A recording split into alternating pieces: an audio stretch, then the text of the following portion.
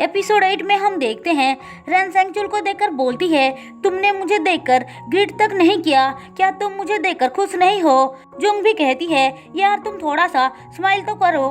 अगर रेन के बॉयफ्रेंड के सामने ऐसे फेस लेकर जाओगे तो वो क्या सोचेगा। फिर वो रेन को खाना खिलाने के लिए लेकर आती है, जहाँ पे रेन को खाना को स्मेल करते ही उल्टी होने लग जाती है, जो देखकर जुंग पूछती है, क्या तुम प्रेग्नेंट हो? मेरी भी हालत स्टार्टिंग में ऐसे ही थी। हम देखते हैं सेंगचुल रेन को सच बताने से मना कर रहा था, पर रेन तो खुद शॉक में थी क्योंकि प्रेगनेंसी उसके प्लान का हिस्सा नहीं था। अब जुंग सेंगचुल को केक ऑर्डर करने के लिए बोलती है। सेंगचुल बोलता है, तुम्हें अभी तक पता तक नहीं है कि रेन सच में प्रेग्नेंट है या नहीं, और सेलिब्रेट करने के लिए रेडी हो गई। जुंग बोलती है, रेन 100% प्रेग्नेंट है। वो तो रेन के लिए बहुत ज्यादा खुश हो रही थी।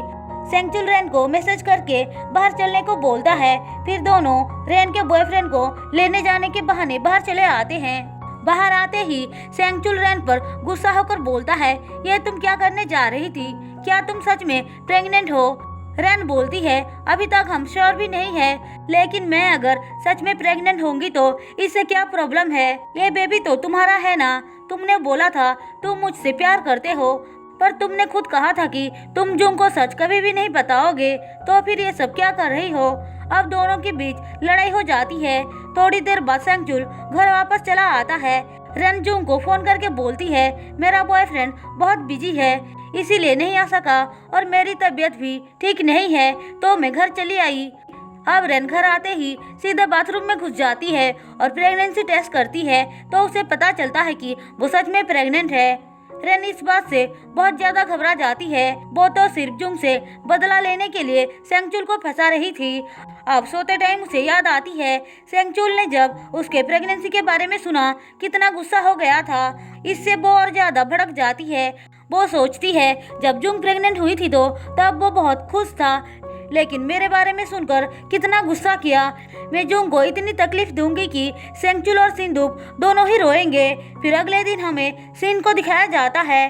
वो चियोन के घर डिलीवर करने आए थे। चियोन पूछती है, तुम्हारी बेटी सच में प्रेग्नेंट है ना? सिन्हा बोलते हैं और बताते हैं कि उनकी बेटी कैसे उनके बगैर ऑर्फनेज में पली बढ़ी है। वो ये भी बताते हैं कि वो खुद ऑर्फनेज में रहते थे, क्योंकि बचपन में ही उनकी मॉम उन्हें छोड़कर चली गई थी। चियोन उसकी बातें सुनकर बोलती है, मेरा भी एक बेटा था जो पैदा होते ही मर गया था, लेकिन आज तक मैं उसको भूल नहीं पाई हूँ। तुम्हें देखकर मुझे अपने मरे हुए बेटे की याद आती है। प्लीज तुम यहाँ पे आते रहना। सिंधु को उनकी स्टोरी सुनकर बहुत बुरा लगता है। फिर वो डिटेक्टिव को कॉल करके हेई के बारे में पूछते हैं। वो लोग कहते हैं, हमें अभी तक कुछ भी पता नहीं चला। सिन सोचते हैं, हेई तुम कितनी क्रूर हो जो अपनी बेटी को ढूंढने का ट्राई तक नहीं कर रही हो। अब सिन शिफ्ट होकर हमें हान को दिखाया जाता है, जो कस्टमर के लिए वेट कर रहा था। तभी वहाँ पे जुंग आती है। हान उसे देखकर बोलता है, तुम यहाँ पे क्यों आ गई? जुंग बोलती है, तुम अपने कस्टमर का ऐसे वेलकम करोगे तो तुम्हारा बिजनेस कभी नहीं चलेगा। हान गुस्सा होकर बोलता है, मैं तुम्हें कुछ भी देने वाला नहीं हूँ। जुंग बोलती है, मैं तो तुम्हारी हेल्प करने आई हूँ, पर मैं एक प्रेग्नेंट लेडी को काम पे नहीं रख सकता हूँ। वैसे भी मैं तुम्हें कितनी बार बताऊं कि मैं शादीशुदा हूँ, मुझसे दूर रहा करो। जाकर अपने हस्बैंड पर ध्यान दो, मैं तुम्हारे चक्कर में नहीं पड़ने वाला हूँ।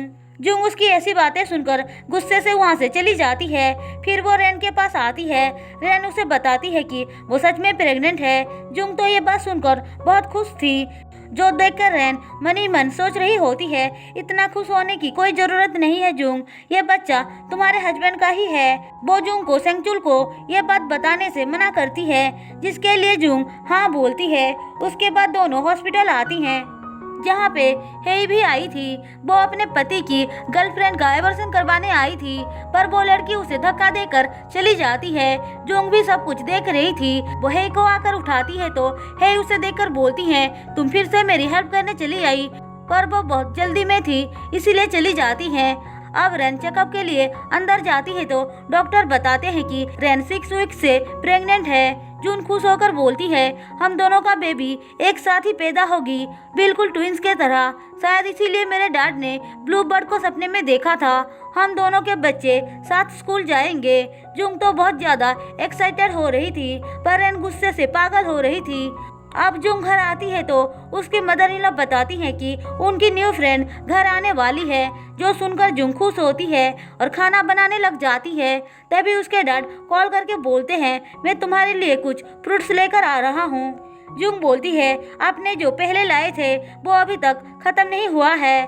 तो क्या हो गया? मैंने सुना कि जो लड़कियां माँ बनने वाली होती हैं उनको फ्रूट्स खाने का बहुत मन करता है। थोड़ी देर बाद जब वो पहुंचते हैं तो हम देखते हैं हेवी वहां पर पहुंच जाती है, लेकिन वो उनसे पहले निकल जाती है। सिंदूक फ्रूट्स लेकर भागते हुए लिफ्ट के तरफ आ रहे थे। लिफ्ट को बंद होता हुआ देख वो चिल्लाकर बोलते हैं, प्लीज लिफ्ट को रोकना। है ये सुनकर लिफ्ट को रोकने के लिए बटन प्रेस करती है और इसी के साथ एपिसोड 8 खत्म होता है। दोस्तों, अगर आपको मेरी एक्सप्लेनेशन पसंद आई हो तो चैनल को सब्सक्राइब और वीडियो को लाइक जरूर कर देना।